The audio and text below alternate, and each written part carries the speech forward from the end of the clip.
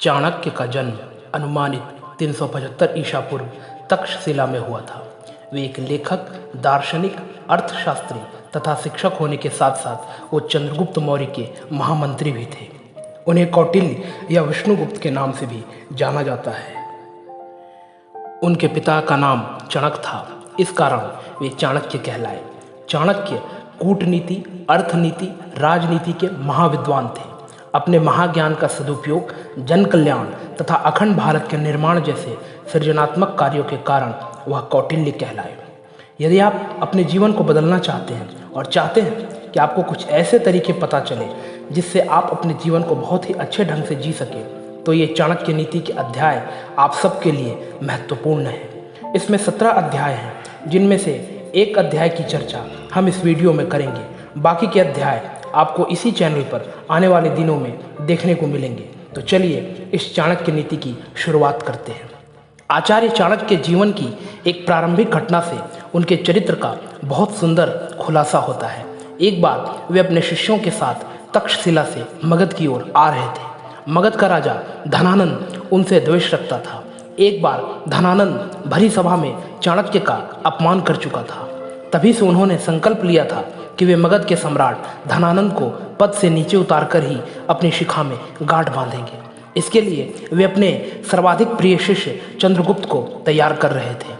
मगध पहुंचने के लिए वे सीधे मार्ग से न जाकर एक अन्य उबड़ खाबड़ मार्ग से अपना सफर तय कर रहे थे। उस मार्ग में कांटे बहुत थे।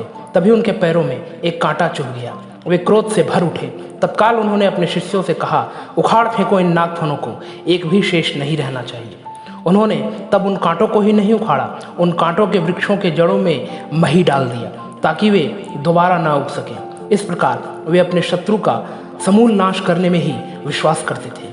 वे दूसरों के बनाए गए मार्ग पर चलने में कभी भी विश्वास नहीं करते थे। वे अपने द्वारा बनाए गए मार्ग पर ही चलने में विश्वास करते थे। प्रथम अध्याय में श्री चाणक्य श्री विष्णु भगवान को नमन करते हुए समझाते हैं कि राजनीति में कभी कभी कुछ कर्म ऐसे दिखाई पड़ते हैं जिन्हें देखकर सोचना पड़ता है कि यह उचित हुआ या अनुचित, परंतु जिस अनीति कार्य से भी जन कल्याण होता हो अथवा धर्म का पक्ष प्रबल होता हो, तो उस अनैतिक कार्य को भी नीति सम्मत ही माना जाएगा। उदाहरण के रूप में महाभारत के युद्ध में युधिष्ठिर द्वारा अश्वत्थामा के मृत्यु का उद्घोष करना यद्यपि नीति विरुद्ध था, पर नीति कुशल योगीराज श्री कृष्ण ने इसे उचित माना था, क्योंकि वे गुरु द्रोणाचार्य के विकट संहार से अपनी सेना को बचाना चाहते थे। आगे चाणक्य समझाते हैं कि मूर्ख छात्रों को पढ़ाने से, दुष्ट स्त्री के पालन पोषण से और दुखियों के साथ संबंध रखने से बुद्धिमान व्यक्ति भी दुखी होता है। इसका मतलब यह नहीं है कि मूर्ख शिष्यों को कभी उचित उपदेश नहीं देना चाहिए।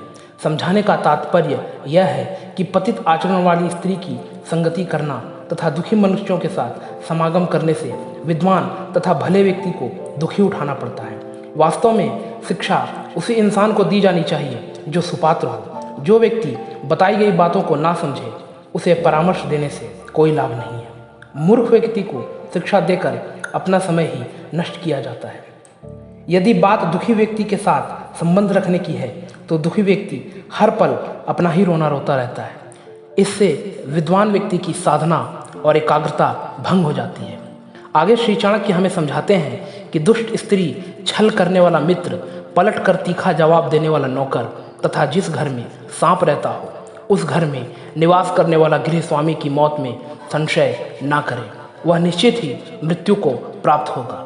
घर में यदि दुष्ट और दुष्ट चरित्र वाली पत्नी हो, तो उस पति का जीना न जीने के बराबर ही है।